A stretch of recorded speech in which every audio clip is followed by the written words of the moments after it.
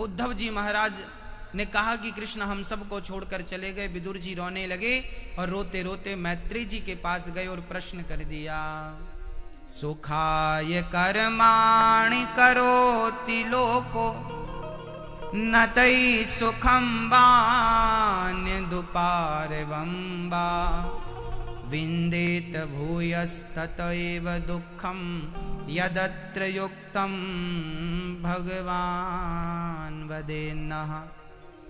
श्री विदुर जी महाराज ने प्रश्न किया मैत्री जी से, प्रभु वह ज्ञान दीजिए जो आखिरी समय भगवान ने दिया था। अब तो श्री विदुर जी महाराज मैत्री जी के चरणों में गिर पड़े और प्रश्न करने लगे कि हमें उपदेश दीजिए। श्री सुखदेव भगवान मैत्री जी महाराज उपदेश दे रहे हैं। क्या उपदेश दे रहे हैं जरा समझिए। हाँ, क्या उपदेश था? विदुर जी का प्रश्न था कि सारी दुनिया सुख के लिए कर्म करती है, सुख की कामना करती है, पर मिलता दुख क्यों है? क्यों हमें दुख मिलता है? तब बताया कि दुख इसलिए मिलता है, अच्छा आप लोग ना संसार में सुख की बड़ी कामनाएं लिए बैठे हैं, अब सुख मिलेगा, अब सुख मिलेगा। आपके सुख की इच्छा ही आपका दुख है। अच्छा आपने इतने सुख की इच्छाएं की हैं, उनमें से कुछ सुख मिला कि नहीं आपको? आपने इतनी जिंदगी जी ली, आप बताइए आपको सुख मिला? बताइए किस में सुख मिला आपको? कहां सुख मिला आपको? हर प्राणी सुख की कामना कर रहा है। शादी नहीं हुई तो लग रहा है शादी हो जाएगी तब सुखी हो जाऊंगा। शादी हो गई, अब पूछो भाई साहब अब सुखी हो? बोले काहे के सुखी, 4 साल हो गए बच्चे नहीं हो रहे हैं। ये दुख है। पहले इतने दुखी नहीं थे जितने अब हो गए।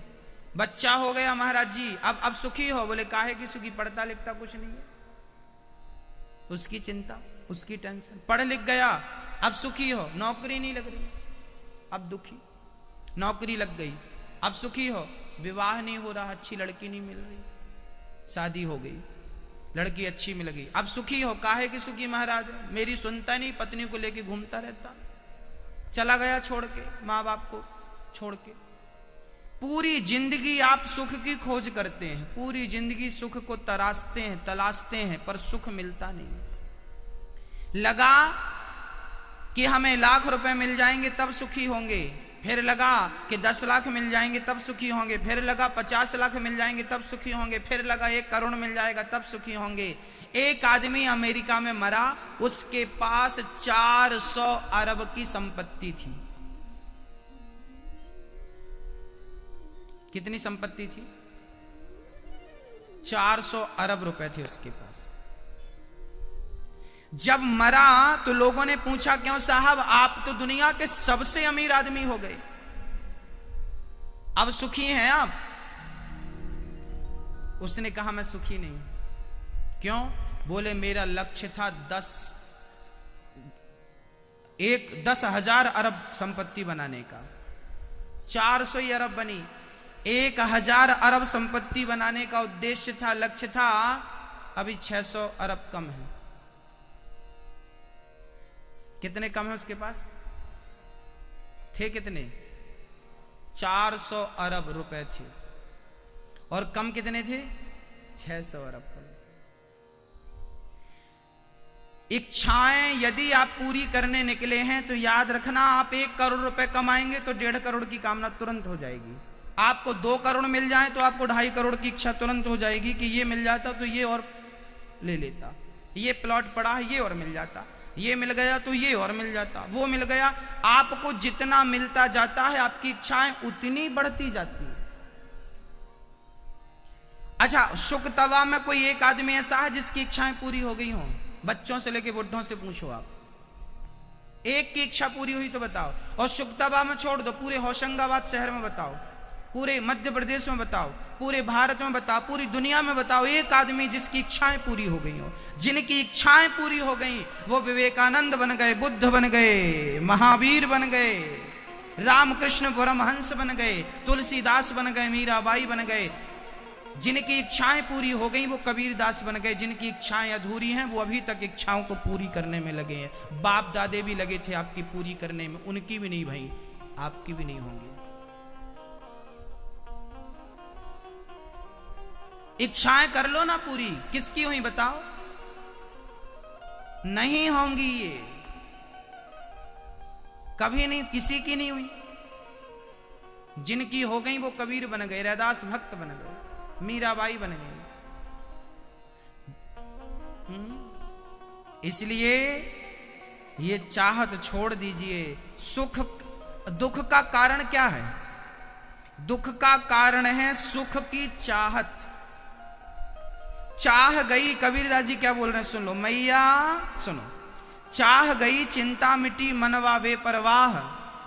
चाह गई तो चिंता मिटी, फिर मनवा बेपरवाह। जब चिंता मिटी तो बेपरवाह। जिसको कछु ना चाहिए सो ही साहनशाह। जिसको कछु ना चाहिए अर्थात कुछ ना चाहिए, जिसको कुछ नहीं चाहिए वो बड़ा आदमी है। जिसको चाहिए वो हाथ जोड़ते फिरता, साहब वोट हम ही देना।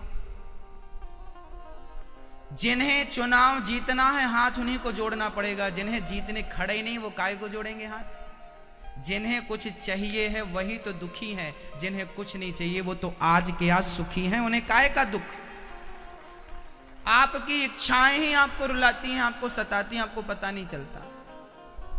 आपके दुख का कारण आपकी बहुत इच्छाएं हैं। इसलिए हमारे गुरुजनों ने कहा है जितना चादर हो उतना पांव पसारो। संतोष का चादर रखिएगा। कौन सा चादर रखिएगा? जब आवे संतोष धन, सब धन धूरी समान। गौधन गजधन बाजधन और रतन धन खान। करोड़पति हो आप पर संतोष नहीं है तो करोड़ बेकार है। और घास की झोपड़ी में आप रहते हैं, यदि संतोष है तो आप बहुत अच्छे हैं। राम तो झोपड़ी में रहते थे, रावण लंका में रहता था, संतोषी कौन था? राम 14 साल जंगल में सोने की महलों में तो रहे नहीं। कहां रहे? घास की झोपड़ी में। राम को संतोष था जबकि सीता माता को संतोष नहीं था। सीता मां ने कहा सोने का मृग है लेके आओ। राम जी ने कहा फिर मृग क्या चाहती हूं, हम लंका ही भेज दे रहे हैं, सोने की लंका में ढेर सोना मिलेगा, जाओ वहीं। राम से मन हटाकर सीता मां ने सोने में मन लगाया तो सोने का मृग तो नहीं मिला, सोने की लंका मिल गई।